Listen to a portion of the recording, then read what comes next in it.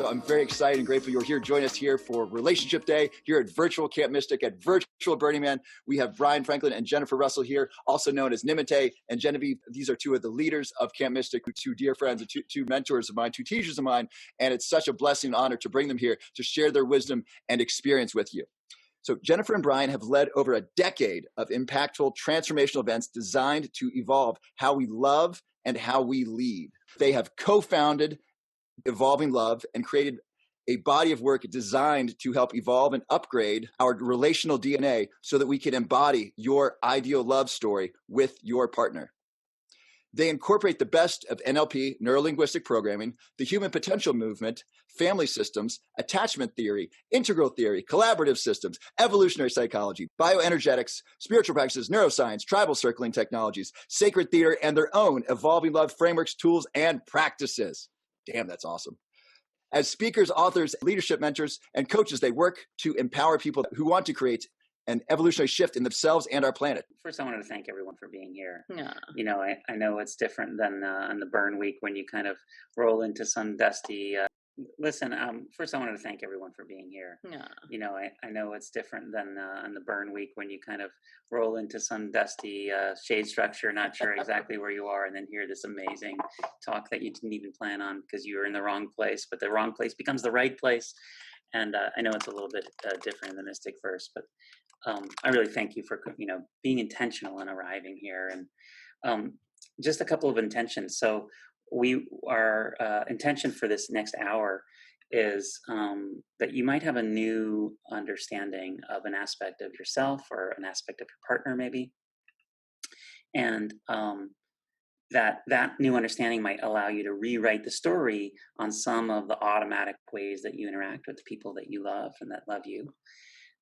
And maybe something that you haven't been able to appreciate about yourself or your partner or your teammates or the people that you interact with most often, something you haven't been able to appreciate, you'll be able to see in a new light and elevate that appreciation. And with that kind of elevated appreciation of it, it might change for you the perspective of what's possible in that kind of interaction. So I have that intention. And just that you have more access to being who you want to be. That's why we're here, is for you to gain that access. And if we can play even a small role in your journey in you becoming who you want to be, it's a blessing for us, really. Mm-hmm. Yeah, I just want to add, and it feels especially important at times like these, that part of what drew us into this work of helping each other rewrite our relational DNA and evolve the way we love is just seeing that we cannot live in a world without war until we heal the war inside ourselves and the war between the sexes. And what we notice, especially now, given what's happening in the world, is we see, there's a lot of oppositional energy. There's masculine and feminine and movements of those energies opposing one another. There's the, gender and race that create movements of opposition. There's the left and the right, the Democrat and the Republican, right? The haves and have-nots. There are so many of these schisms that get created. And so I feel like dharmically, like what are Bryan and I here to do? It's really to heal that divide. It's to have us realize that we can pop dimensionally out of this left, right, up, down, right, wrong mentality and see the integration of polarities where they go from opposition to polarity, showing their gifts that each side holds to even to our unity. So I think that's what I'm really focused on. And this talk is going to take us into a little bit of that. And part of the genesis of the model that we're about to share, we call this the 8 polarities of evolving love. And the genesis of this model was us working with all sorts of couples. And we were looking at literally hundreds and hundreds of different conflicts and fights that we saw people having. And as we were looking into that, we asked ourselves the question, well, there has to be a finite number of conflicts that we're in. Like, is it that we're all so unique and everyone is having a very unique fight that no one else is having? Or is there a finite number? And if we could discover through our work and through just watching human psychology, watching ourselves, watching each other, if we could discover what that finite number was, and what are the root causes, what are the root dynamics that are at play underneath the unique fights that we each have, there is a dynamic that's really at play. And if we could discover that, we thought we'd be really onto something important. And so what we have for you is really our answer to that question. Is there a finite number? And for us, there is a finite number. And as we looked into that, could we discover what are they?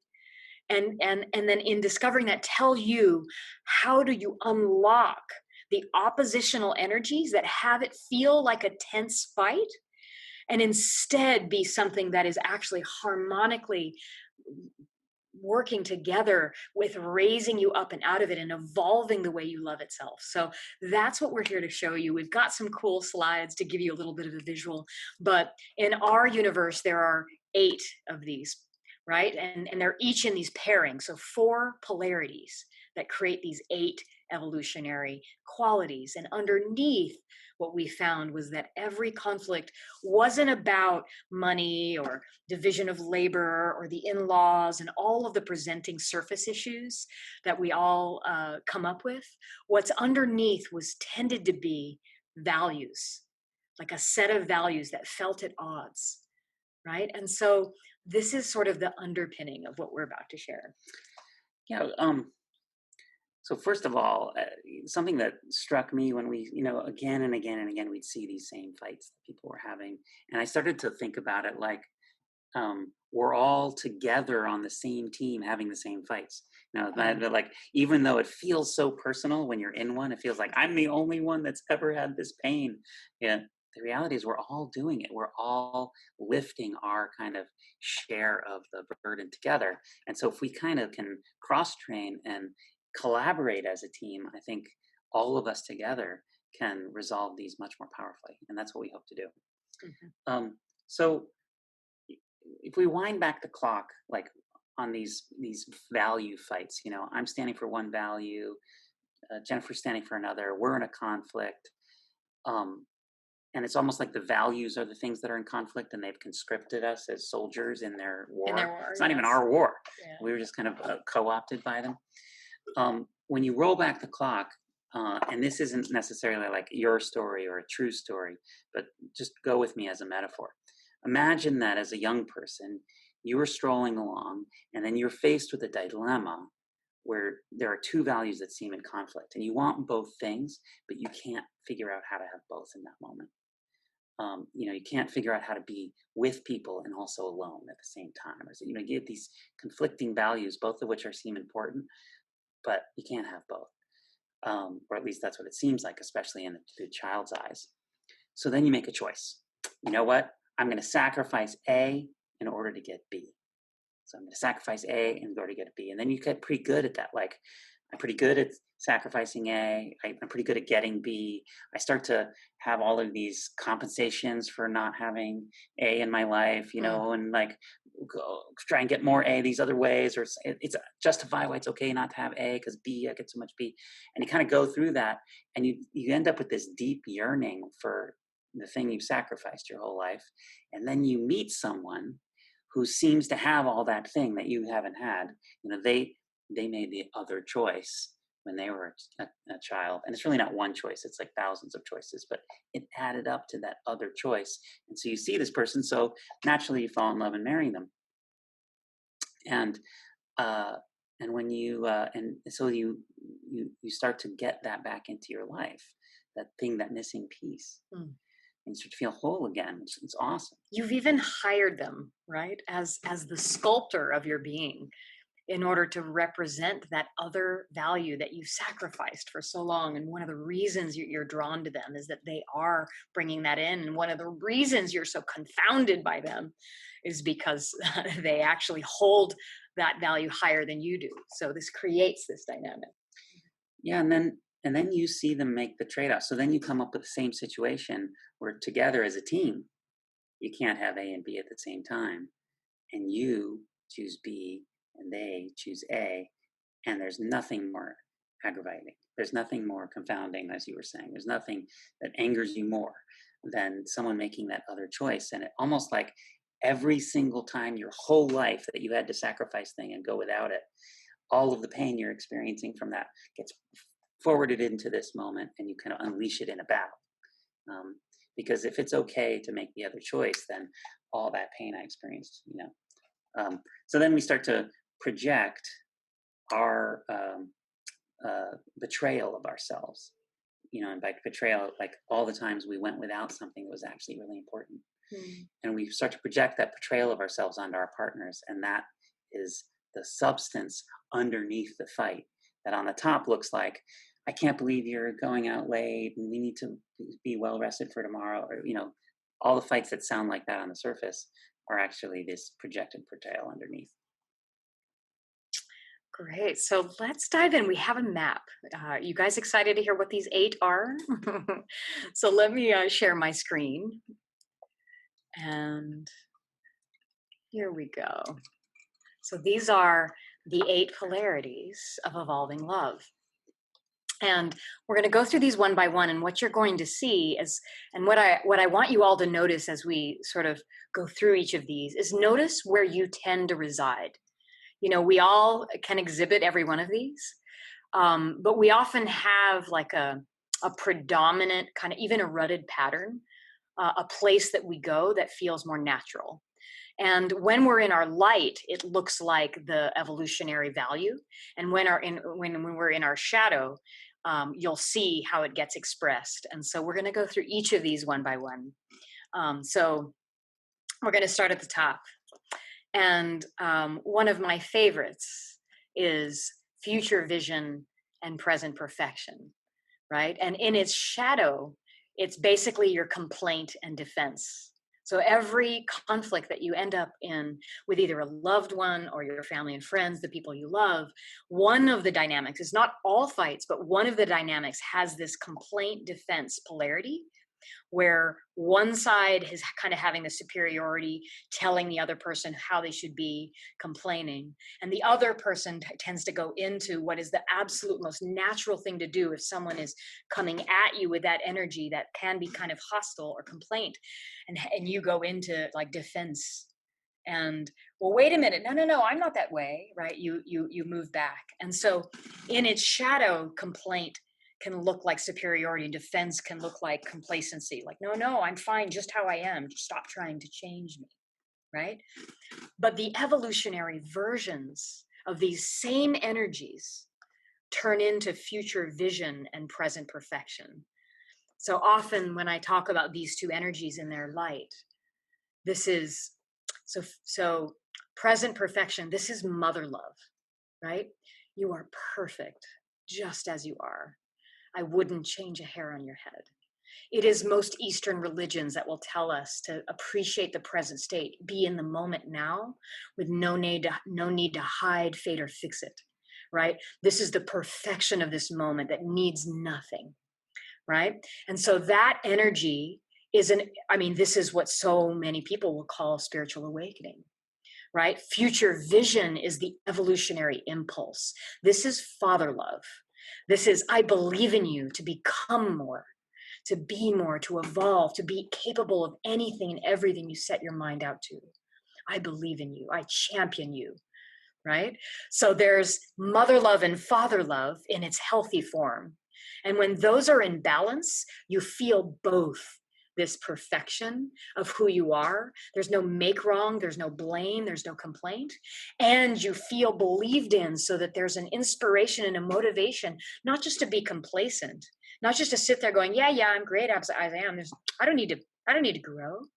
But instead, with that father love evolutionary impulse, you actually grow and have a future vision of yourself, of the world that you want to see.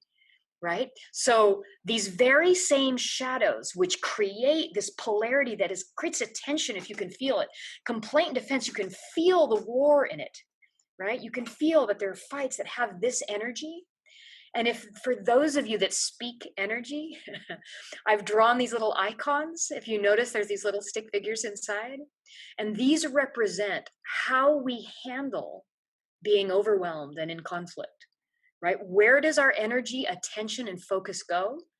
And if you're on the complaint side, so just see if in most fights, you could even pick one, because it might switch depending on the argument. I mean, you may have one that's more predominant, but pick one that's recurring for you, that creates some energy where this dynamic is in place. And notice if you go to complaint, superiority, and you really live in future vision, or whether you go into present perfection, it is beautiful as it is, and get defensive when that energy comes. So if you're the complaint defense, the energy is up and out, right? It's up and out. It's aggressive. It's penetrative, right? So when you're feeling unsafe or compromised, if you're in this pattern, you want to protect yourself, you go into the warrior and you go up and out. But if you are in the other pattern, it's literally the opposite energy. Your response to feeling overwhelmed or compromised, triggered in some ways to go in and down, right? In and down. It's like hunkered down, enduring, unmovable, right? So feel in yourself which ones of these tends to kind of reside in you as you're in a conflict, picking maybe one that you have. Yes, and we got a comment, love that future vision is the evolutionary impulse. So these words, future vision and present perfection, are only one set of words to describe this dynamic. But what we've done is created a whole mind map for you. And what had us create this is so you see that it's like a whole word cloud of ideas that are related. So if you're in the top circle, then some ways that it'll show up is critical, discounting, attacking, argumentative, degrading, disapproving, arrogant, righteous, humiliating, confrontational, harsh, right? These are some of the ways it shows up, superior, right? And it's really the aggressor as an archetype. But notice also, if you see this in yourself or your partner, that they or you often exhibit the light side, which is future vision. That same shadow, when it's safer, turns into growing, capable, excellent, expanding, feeling seen and met, inspiring, optimistic, holding a positive intention, right? Discerning, believing in you, seeing possibility, championing, becoming, right? So you see that the very shadow that might have you in this complaint defense dynamic turns into this future vision. And that often what happens is when we see this in our partners, we compare their shadow to our light and our light to their shadow, instead of comparing both the shadow and light of each side of the coin. And so if we're going to look at present, you want to add something? Yeah, I just want to, like show us the jazz hands or something. Can you guys see how it starts with a value of future vision, believing that the future can be better. Yeah. And when that person is regulated, all of these beautiful light qualities are present, whether that's you or your partner. Then they get overwhelmed, triggered, dysregulated, and then they drop into the shadow elements. But the shadow elements are just a scared way of fighting for the same value. Yes. Yeah, and this value is desperate to be expressed, and we're often not refined in how we express it. Almost every complaint from your partner, if you hear it through the ears of them standing for your future vision, like every little complaint, like, oh wait, what's underneath the layer of that complaint, which is only the top layer of what's really going on?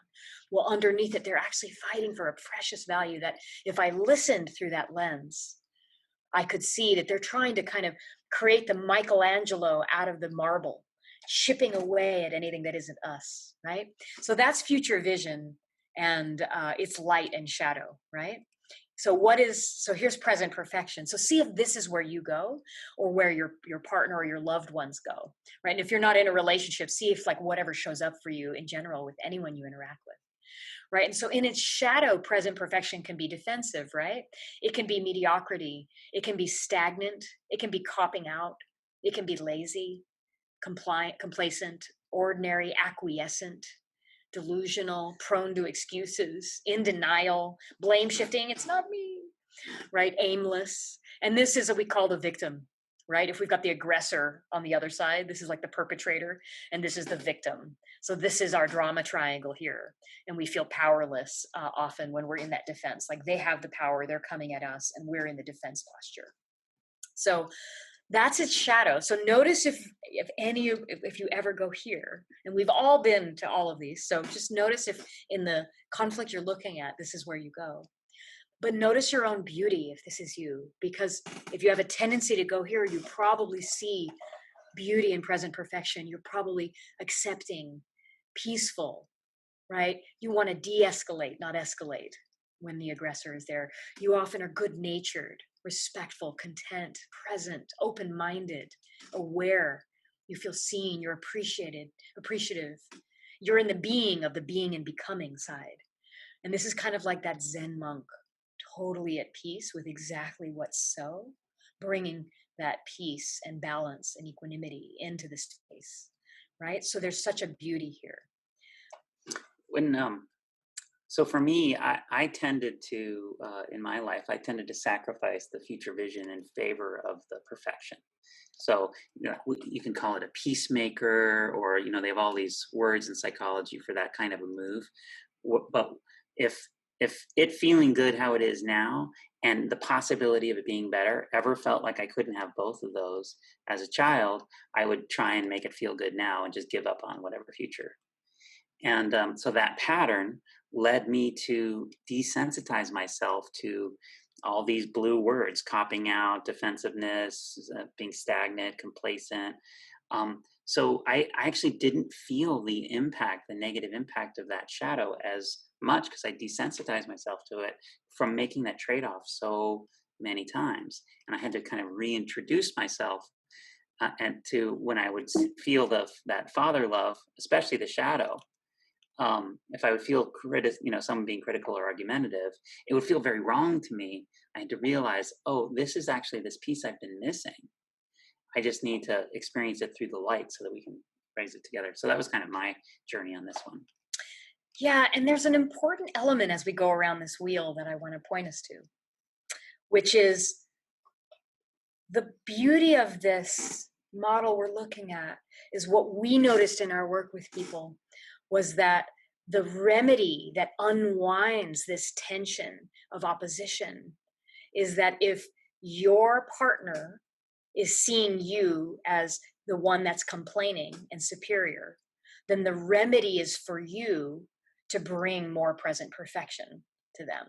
And if they are bringing more complacency and defense, the remedy that unwinds, permanently resolves the fight, is for them to bring more future vision, for them to accept, oh, I can grow, I can evolve, I can become.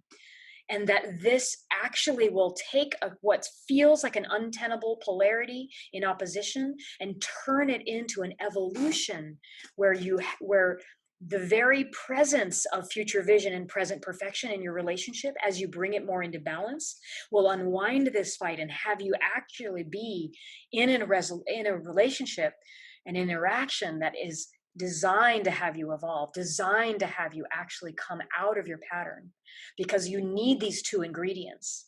Your relationship is actually, if both of you were doing only present perfection, you might fall into stagnancy. And if you're only doing future vision, that continual Western world striving where we never are actually satisfied would eventually catch up to you. Mm-hmm. So it's these polarities in balance that create an evolved version of love. So that's one piece to be looking at, where they're each the remedy and that the other one needs in order to unwind itself. It's counterintuitive too, because I know if I'm if someone's complaining at me and I feel super defensive, what I want is for them to stop complaining. I want them to be more focused on the present perfection of it all. And it's counterintuitive that the actual solution is for me to invest more in a possible future, to invest more in change, to take change more seriously. It feels opposite in the moment, but it is what resolves it. So real quick, we have like a what's the path forward? If you notice like these gray words, complaint, if someone says to you, you've heard a bunch from your lover or your partner or your teammates, you're superior a lot, you complain a lot, you're a tyrant. If you get that kind of feedback, then the growth path here is to realize that just because you have an expectation, it doesn't mean that everyone else around you has consented to meet it. So just the fact that you can think of it as an expectation doesn't mean they're on board. You have to actually slow down and take the step of selling them on it before you can actually go and complain about it not being met. And then if the present perfection, if you are the defensive one and you tend to go like inward and defensive and victim-y and down, if that's the oppressed, the victim, right? Which was more my history. The path there, I always wanted to be acknowledged for having good intentions when I fell short. And the growth path for that is to realize that the desire to be acknowledged for your good intentions itself disguises or mutes your own power in becoming who you really can be. So there's a stepping up that you can do, that your own desire to be acknowledged for your good intentions kind of hides or mutes. So have fun with us, if you would, looking at any persistent pattern that you see in your life, any persistent conflict that comes up. Let us know in the chat, which place do you tend to reside? Are you a future vision, more complaint, superior side? Do you tend more towards that in your life, or do you tend more towards present perfection, more defense? So let us know in the chat which one you tend to be, and so that we can see. In Bryan and I's relationship, I tend to go to future vision, and he tends to go to present perfection. So we see, and we've each been each other's teachers deeply on each of these. And I've become so beautiful at giving more present perfection, and it's really helped develop who I am. And he's become so great at leaning into future vision and creating deliberate visions for me that this has been a real evolution for us around this. And so we don't have complaint and defense fights very often, because we stop in those moments and realize, oh, let me state it as a vision instead of a complaint.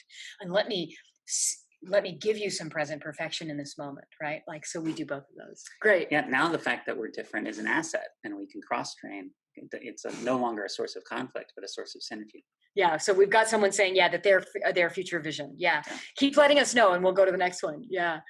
Noticing that your hubby and I are learning how to balance this dynamic. Oh, I'm glad you're seeing this dynamic and learning to balance it. Similarly to what you discovered. Yes, with Bryan. Wonderful. Thank you. Yeah, keep letting us know. So as you tell us which one is yours, we're going to go to the next one. You guys ready? So these aren't the only dynamics, right? So there are others. So we want to cover the whole world of conflict and see if each of these polarities explain kind of most of the universe of what happens in these dynamics. See vulnerability, struggle. We need to honor and talk about it. Yes. I see that too. So the next polarity, another favorite of ours, we even have this on a placemat. As you come into our home, you'll come into our home and you'll see a mat that as you enter it says freedom and devotion. This one is very special to us. So this dynamic of freedom and devotion, let's just talk about it for a minute. We have a lot of background in transpersonal psychology, evolutionary psychology, and various relationship modalities. And so many of you are familiar with the insecure attachment theory, maybe, and there's anxious and avoidant, right?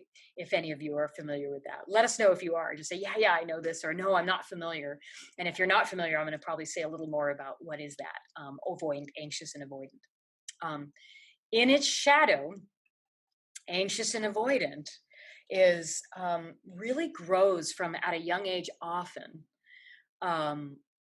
We are in the stage of our development where we're really trying to answer the question, are we loved and lovable? right? And so we're searching, we're pinging the environment, we're pinging mom and dad and family and whoever's around us. Am I lovable? Am I lovable?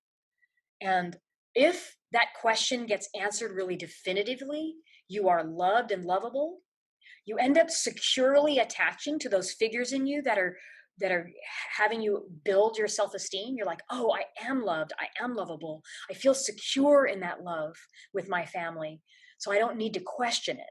And then that's called healthy attachment, where attachment means something good in this sense, not like, oh, you're codependent, but like there's a healthy bond between you, right? And there's a security with that bond where you're not always wondering, is that bond going to go away? Are they going to hate me one day and love me the next? So when you have it secure, you're healthy and you can express freedom and devotion. But when it's unhealthy or you question it, either a small amount or in some cases, it's very questionable where you absolutely don't believe you're loved or lovable and weren't loved in your life, then you can develop either small versions or very large versions of these ideas of anxious and avoidant. So the avoidant runs up and away, like instead of the aggressive that came at you, this avoidant is going to like run the other way. Like, oh, don't come at me with all of that. I'm going to run away from intimacy. And the anxious is all the way the opposite. It's like, love me, is going to merge and try to capture you and kind of wrap around you and merge their whole identity inside of you to try to hold on, to cling, right? Tell me you love me. Tell me you love me. Okay, tell me again. No, I didn't hear it. Do it again. One more time. And so notice this dynamic, right? This has a very different feel than the last one, right? There's complaint and defense here. Now we're at anxious and avoidant. So this is another dynamic you'll feel in your relationships.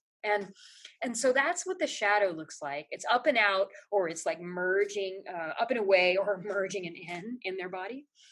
So notice energetically, like if you're feeling at all triggered, you can, even if you're more somatic or energetic, you can literally feel when you're feeling a little triggered. Does your energy go out or in to the other person? Do you run away or go towards? And it can be very subtle. You know, some of these don't have to be at the extreme ends for you to feel these dynamics. But now I want to talk about the evolutionary qualities, which are what unwind this same dynamic at a low frequency is anxious and avoidant.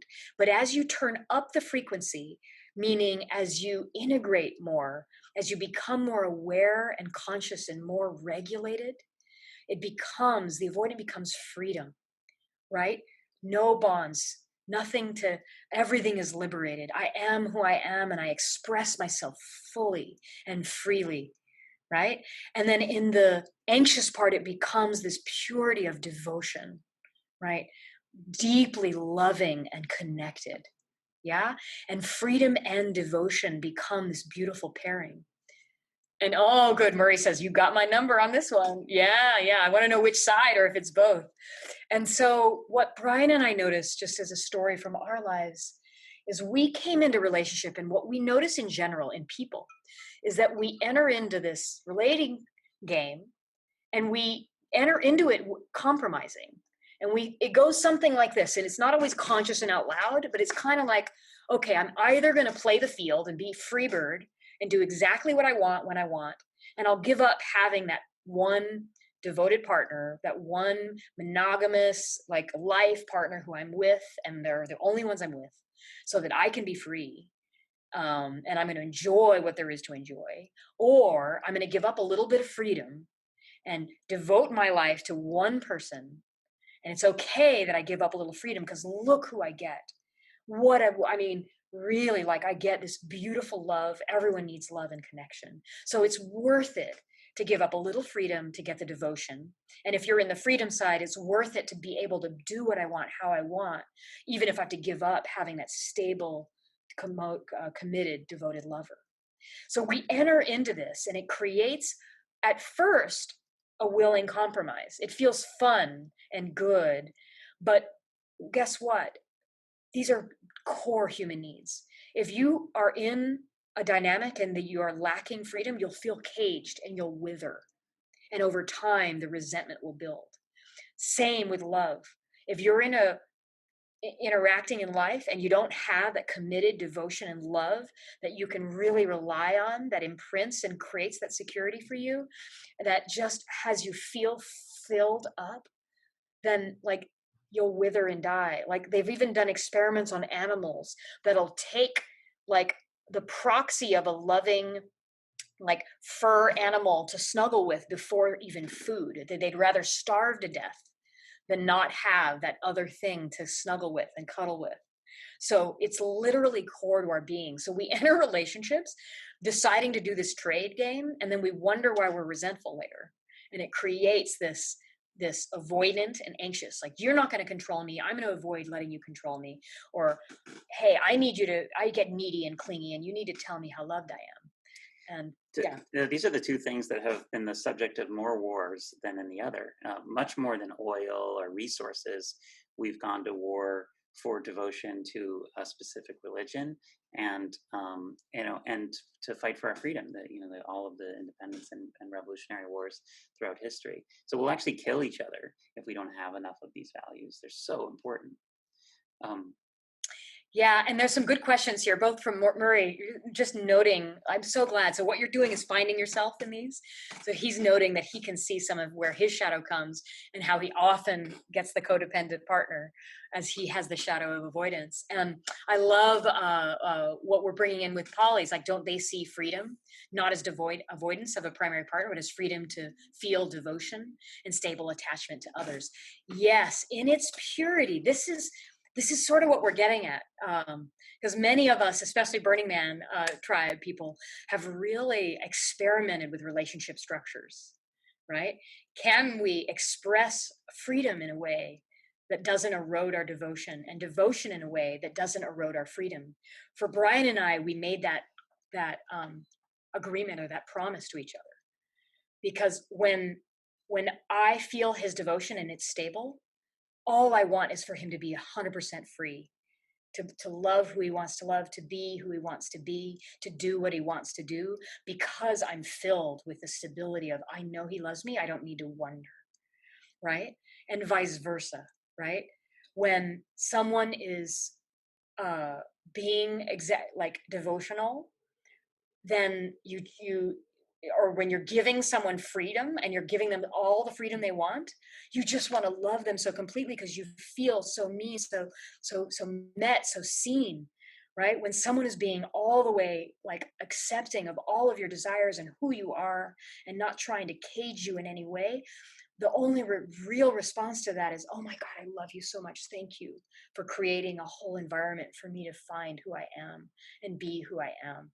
So this idea that you can have both and not either or is so important to this model. And it pops you dimensionally out of that opposition of I have to choose, right? And so, yes, I think that in structured relationships that have more than one partner, like these people are playing very deeply with these issues. Can we create a sense of more freedom to explore, and through our love, through our sexuality, through our identity, and not also feel so dysregulated that we can't even be in a healthy relationship with other people? But can we find that balance of bringing that devotion, not to one partner, maybe to multiple partners, and have those multiple partners feel loved and stable and also feel free to express? But either way, whether you're monogamous or open, bringing freedom and devotion, finding what is your overlap. That was our question, is can we behave in ways that support our freedom but don't erode our devotion? And can we also interact in ways that support our devotion and don't erode our freedom? And that overlap of the two was where we wanted our relationship to be. And over time, that overlap became bigger and bigger, such that there is nothing that I can do in my freedom that erodes devotion for him, and vice versa. So that overlap is really good. So that's what we're going for. And then, so Jerry's, so many people in getting divorced seem to be through a process of rediscovering the person they were before all the compromise. Yes.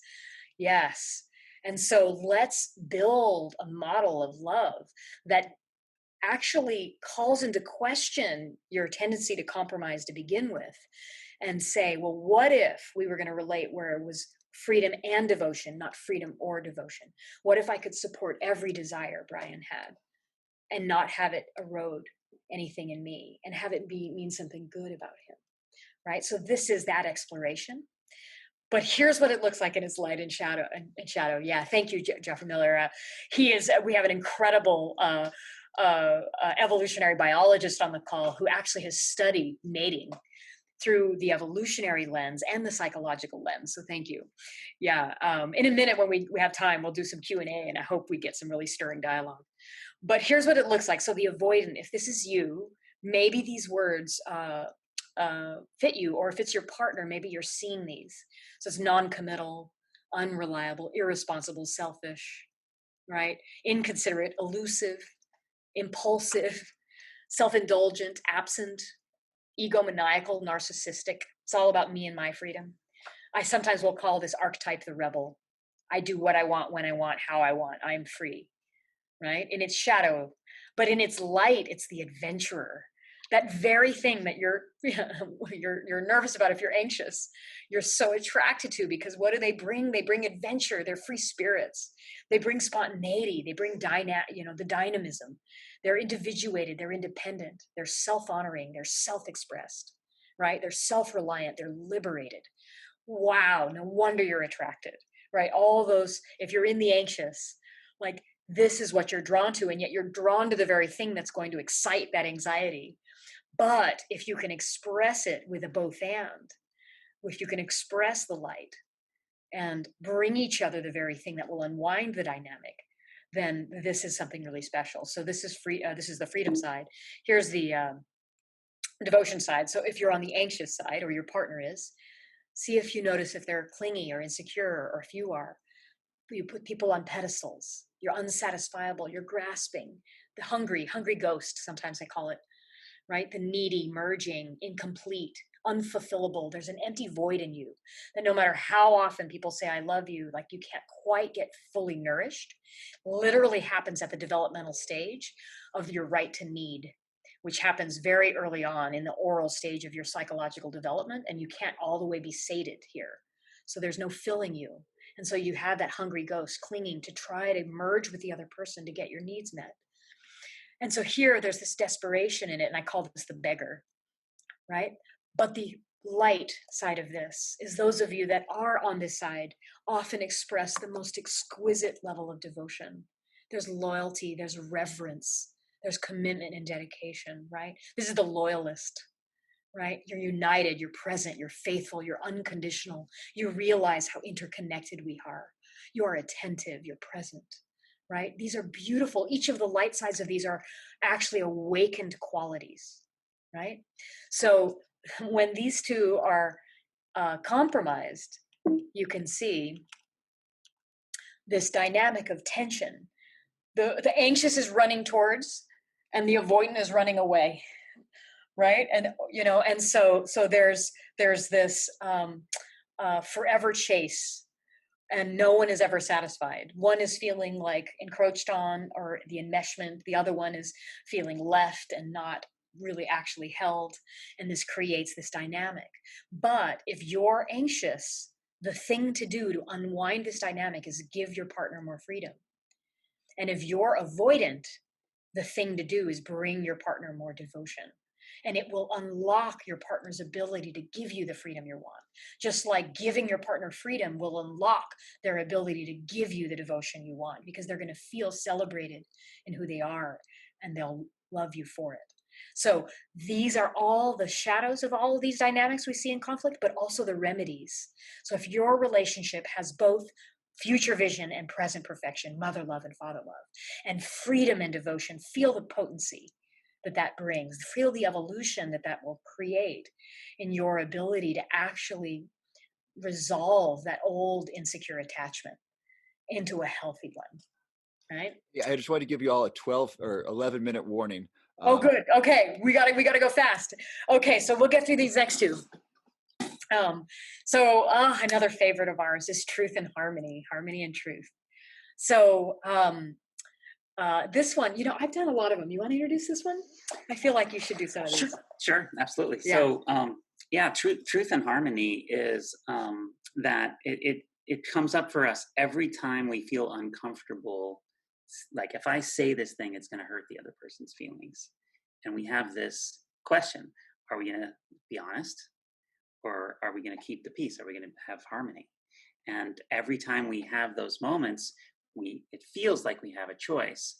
And if we keep making those same choices, so on the harmony side, if harmony has been a value that you've chosen over truth throughout your life, then the shadow side of that is that you can collapse because you can feel like there's these truths inside of you that your experiences, you can't share them. Oh, I can't say that, I can't share that, or they won't be able to tolerate it if I say that, or they won't be able to handle it if I say what's true for me. So I better just kind of collapse into a little puddle over here, and you could see someone who is in the collapse pattern. Their physical frame collapses and their energy is down like this as well. And then on the truth side, if you're more accustomed to choosing that value, truth over harmony, like, it's okay if the truth hurts, might as well say it. If I'm choosing the truth as my value, but then I'm dysregulated and afraid, and in my shadow, I lose sight of the fact that of the subjectivity of truth. That there is an objective truth perhaps, but most of what we label truth is in fact our subjective perception. And so if I'm trying to assert my subjective perception on you, it shows up like control. You're actually trying to control the other person with your limited perspective. And that's how truth kind of in its shadow becomes control. Yeah, I was just gonna add, it's like when you're in the harmony side and the heat is on and there's something there, you want to de-escalate. And so you're willing in that moment to go, it's okay for me to not actually say what I'm thinking because I don't want to hurt the other person. Like I want to actually protect them. So I'll just keep it inside. And that's the better way to be. I'm a good person. If I do that, I'll choose that over speaking my truth and being right about it. Right. And so we've often even celebrated when people do that. On the truth side, it's like, no, we actually have to be real. We have to say exactly what's true. It's okay if what I have to say may not be what you want to hear, but we have to be real. We have to be honest. We have to be who we are, and that it's important to actually be with reality as it is. And I'm okay if it hurts a little bit, as long as we're actually real with one another. Right. And so you can feel that there's like this polarity of compromise that we often will take one side or the other. And in our relationship, I tend to take truth and he tends to take harmony. And he tends to take freedom and I tend to take devotion. And so we each can see where we're compromising a little bit with each other around these, where we would actually be more whole if we were bringing both, right? Exactly. Let's look real quick at these. So, the light, for someone who's chosen truth as the value, they probably see these light sides. They're clear, they're in integrity, they're objective, they're precise, self-knowing, they have dignity. It's the archetype of the knight. And they, like in that chivalry, right? Yeah, exactly. Like they're so honorable and in integrity. On the shadow side, they might not see as much how often they're controlling or inflexible or tone deaf, pushy, authoritarian, rigid. Yeah, my way. Yeah, right. That's how it is. What do you mean? Yeah. They might internally experience it of like, I'm just describing how it is, but since we outside of them can see that there's many options for how it could be perceived, it just occurs like they're just being tyrannical. And so these are how that shadow and light dance together. On the harmony side, from my background, I cherished being flexible and humble and diplomatic and so caring about everyone else's experience all the time, very surrendered and receptive. And I didn't pay as much attention to the times that meant I would also be collapsed or submissive or suppressed or the martyr, okay. Withdrawn. Yeah. Right. Conceding. Exactly. Yeah. Exactly. So the way these work together, the way they transcend those shadows is when when you realize that in order to have harmony, true harmony, you have to have all things present. So you can't have harmony by cutting off or hiding one of the notes. You have to have the notes play together in order to have the harmony. So truth is actually a prerequisite for harmony. And likewise, if you are standing for a truth that is at odds with someone else's perspective, if you're trying to exclude someone else's perspective in order to hold on to truth, well, that can't be truth. By its definition, truth has to include all perspectives. It has to be inclusive and transcendent of every perspective. So harmony is actually a prerequisite for truth, and truth is a prerequisite for harmony. And when you see them work together, then you and your partner can cross-train, and I can say, teach me, Jennifer, how to stand for truth in this moment when I'm afraid to speak it. And she can say, teach me, Bryan, how in this moment where I'm seeing something that needs to be different, or I feel like my truth could be harsh, how do I say it in a way that maintains harmony? So the path for harmony people like me is to realize that the truth doesn't hurt. It's withholding it that hurts. And the pain of withholding it isn't felt until it's revealed. And the path for a truth person like me is to realize that any truth I'm standing for is always partial, right? And it's to realize that if you're judging someone else, you're only seeing a part of them, because in their true essence, their whole being, then they're not ever that one small slice of judgment that you have, right? If you're in that shadow of it. So you just to realize truth is a multidimensional thing, and that any truth you could hold is always only ever going to be partial, right? So these are really beautiful. So we've got one more set. I know we're running a little low on time, but let's get to our last two. And you want to do this one too? I did the first two, you do the second two? Sounds great. Yeah. So this is between passion and partnership. Juiciness. And we see this a lot with when there's infidelity in a relationship. Often it's a shadow expression of passion, which feels a little bit, it's like a cousin to freedom, but it's not exactly personal freedom that's being expressed. It's like that, I want to feel the life force, throbbing in my veins, it's that passion. And you can see it also in businesses, people. It's like the purpose-driven. Yeah, vision and purpose and legacy, and let's change things. Like that passion is how they want to be. And of course, when I want to be enthralled in passion, sometimes I delete the other people who might have, get in my way.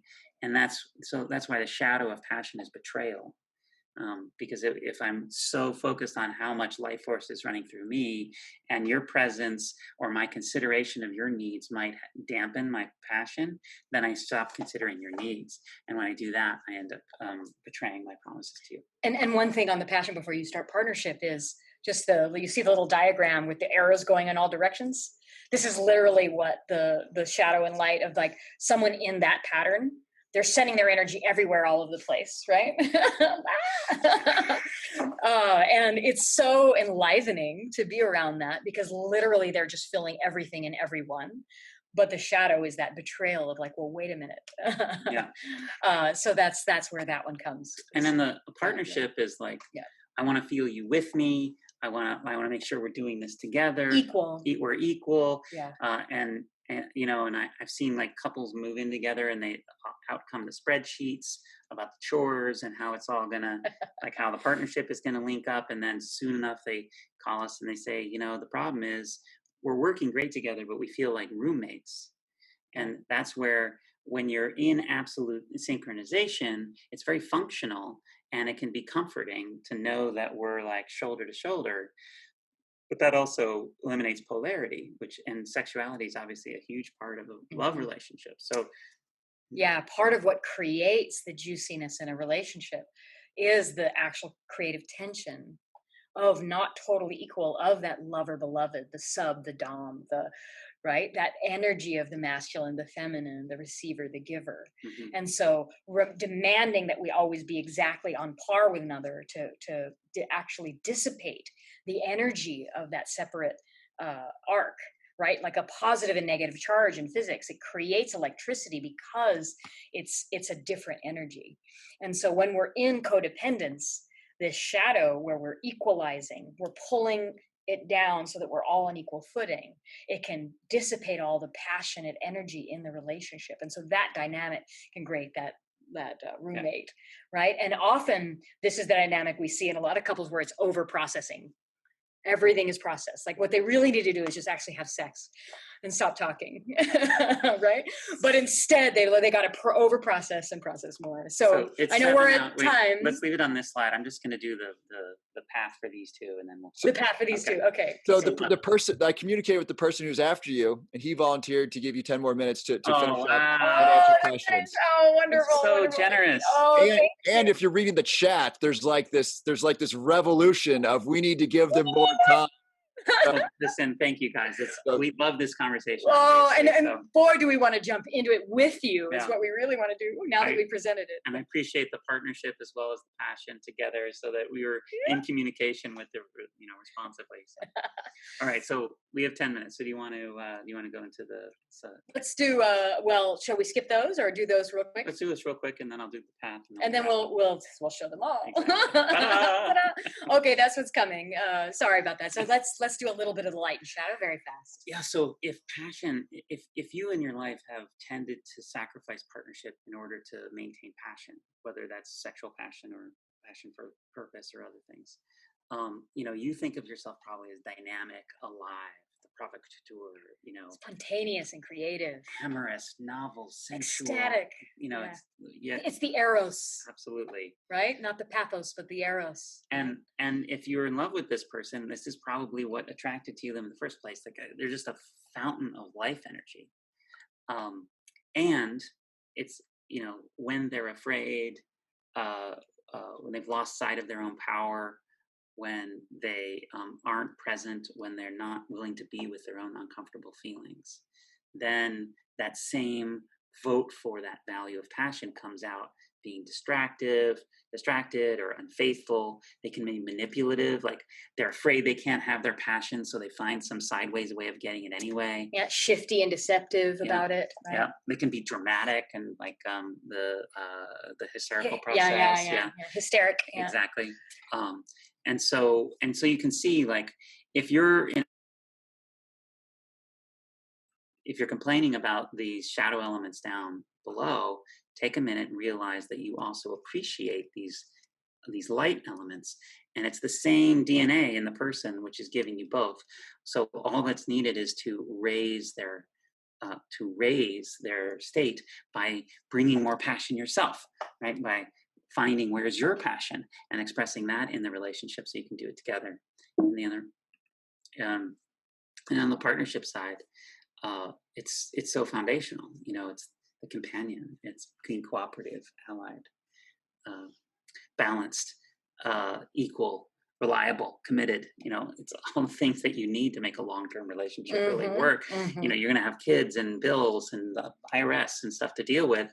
You want to be in partnership. Yeah, it's cooperative, right? You're allies. You're cooperating, right? Jeffrey Miller earlier was talking about freedom and devotion.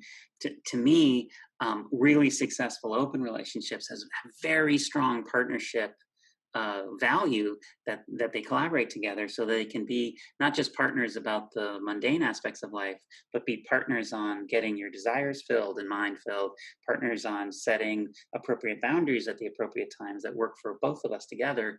So you need a really strong partnership element to make those other pieces work. So the path for these two. Oh, you want to talk about shadow? Well, no. I mean, the shadow here, if you're expressing partnership really well and you're going into the shadow that creates this dynamic that we're talking about, is that of codependence. You become the roommate, right? You get navel gazing and over processing. You get kind of dry and limp and restrained and held back, right? Entangled. You sacrifice. You get into that deep kind of heaviness of obligation, right? So that's what that looks like in shadow. Yeah. So when these two are in their shadows, you can see that you either get the betrayal dynamic where your partner is going outside the relationship, outside the agreements, sending their energy elsewhere, or you get the codependent dynamic where it's the opposite, where the energies are so equalizing, so codependent, where you're over processing.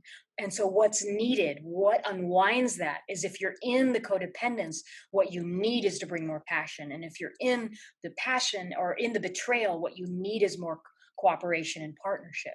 And so in every one of these in our wheels, right, we show you all of them all at once.